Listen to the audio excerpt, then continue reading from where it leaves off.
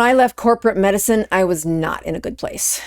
I didn't fit in the system, and the lesson was painful, but it saved lives. I spent the first decade of my career in corporate medicine, where the rules were very clear. The algorithm on how to approach the patient and treat the patient was a checkbox. But I found myself boxed in a corner after a series of events of things I just couldn't say yes to. And the rules were clear: corporate way or the highway. And in a very painful season of life, I left medicine because I failed. I failed to fit in. I failed to follow those rules. And it felt like I was excommunicated. I had worked so hard to become a physician and be great at what I was doing. But the inability to stick with the corporate company line left me an outsider, no longer in a place where collaboration and colleagues were the privilege, but I was alone. Leaving corporate medicine left the only option to start my own clinic and do medicine in a completely different way. But to be honest, I was depressed. I was sad, and I was grieving the way I had only seen medicine done before. In that season, my husband really did not know what to do with me. He'd never seen me like this. And in fact, every other time in life that I had pushed that hard, I succeeded. But it was like the harder I pushed, the more I failed in that system. And I could hardly identify with the person that had failed. And in a moment where God was gifting us an answer, our church was looking for volunteers to go to Haiti in 2010 after that horrific earthquake. And despite my refusal, my husband signed us up, and I find me exiting from a plane in Haiti, a land where I had to Google where it was before we showed up. And as I stepped off of the plane, the smell of death hit my nose, and a flashback of memory from being a farm kid and watching death happen around you. And it matched what was happening in my brain. That horrific collapse of life is what it felt like in the season I was going through. So we arrive at the scene for where this mission trip is going to take place. And it's probably noon by the time we get there. A seasoned physician who'd been on many mission trips gives me an orientation of what medications we have, how the process works, and he introduced me to several interpreters, all which looked very young. We sat down and we started asking, what are the symptoms? What do they have? And I mean, we must have gone through 300 patients before the day was over. I get back to the place where we're going to sleep, and my husband and I have rolled out our sleeping bags, and no one else will sleep inside the building. One lady points out that there was a crack in the wall and that the earthquake did that, and what if another one comes? So she and her family were sleeping under the stars. They were going to sleep outside despite the incredible bugs and spiders and life that was outside the building, but it was safer than sleeping in that building. Needless to say, I did not sleep very well. We're on day 2, and as we're traveling back to the site where the mission trip happened, I noticed a line of people in line for what turned out to be bread. But there were 2 lines. There was a line for the men and a line for the women and children. And I thought, that's weird. And I get back to the interpreters, and I am asking them about what they had for breakfast. They've got the loaf of bread. And I said, so you were in line for the bread over there? And they said, yeah. I said, why are the women in that other line? And they said, oh, they have the expensive bread. And I thought, okay, we're losing something in translation. Let's get busy. So we go through the next couple hundred patients, and they all have the same symptoms, tet fat mal. They have the saying, and I can now, after I've heard it a couple hundred times, said, yep, they got a headache. Yep, they have fatigue. Yes, they don't feel well. Yes, their tummy hurts. It's probably 2:00 in the afternoon, and I'm irritated. I'm actually beyond irritated. I'm very angry. I'm hot. I'm hungry. Everybody has this problem that I don't know how to help them with. And I remember praying on the way to the mission trip, God, just give me the answers I need. In my mind, I said, God, I am doing everything you asked me to do. I'm being a good sport here. You could give me a little help.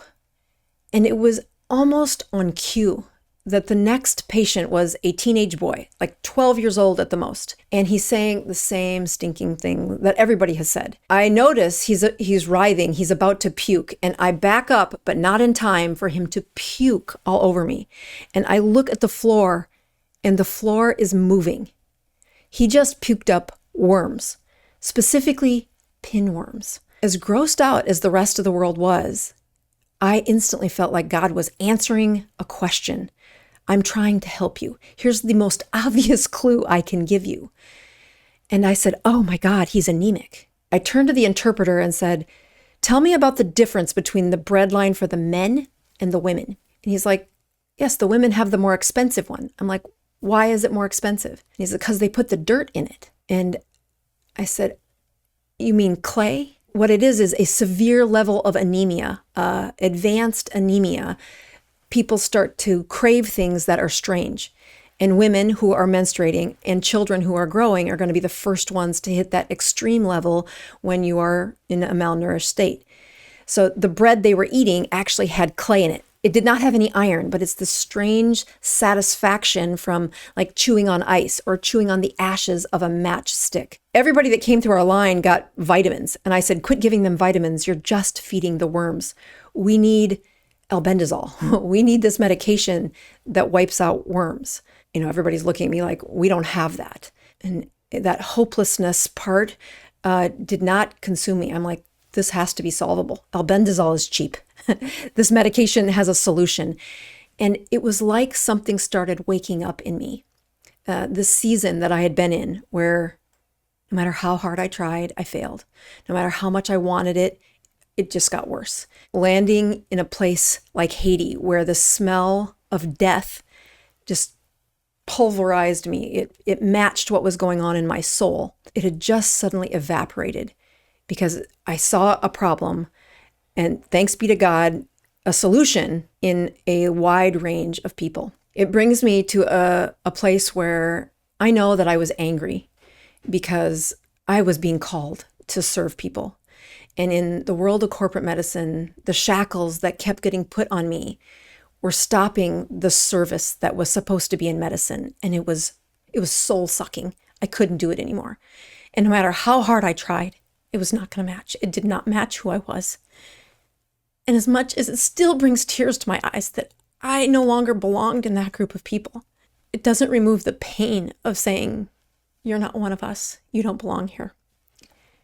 And I can think back to the moment where I might not have had albendazole in my hand that moment, but I was able to stand on solid ground, that I was in the place where God needed me to be, and with the skills that He had gifted me, that I worked hard for, but He gifted me, and that if I just used them, a whole host of people could improve. And I call that's the expensive grace. Cheap grace is when you receive the blessing, you ask for forgiveness without confession, you ask for improvement without really putting in the doctrines of what it means to be following your rules of your faith. That's cheap grace. Expensive grace is where you say, God, I've been doing everything that you ask. I have sacrificed. I am on your side.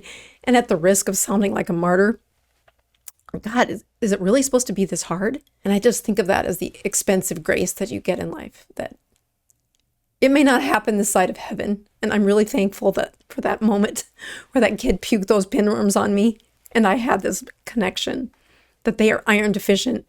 And I don't care how much iron I give them, we need to fix the worms. And it was this little bitty stupid thing that I happen to know in my brain that showered the feeling of acceptance that I could make a difference. And those patients probably won't know how I went home that night and said, husband, I have a job for you. I need you to find albendazole. It's got to be somewhere on this island. And a couple hours into clinic the next morning, he comes and he talks to the driver, and I see them under the hood of the vehicle that we're driving, taking out something from the vehicle, which I later learned what it was, but have since forgotten. And he took that truck part over to the Red Cross, and he traded that truck part for 2,000 pills of albendazole. So my husband became a third world drug dealer, and we had albendazole to treat anybody on the staff, anybody in line. And it really was a gift to those people that should have been happening, but nobody had put together this is what was causing their anemia. thanks to the pinworms. That story is a time of transformation in my life that has landed me in this lane that I hope to stay forever. But like any social media, it's not guaranteed. In fact, the only thing that I own is that email list. So if you want to show your support, please sign up for my email list. In case things go wrong and I get excommunicated again, I will find you there.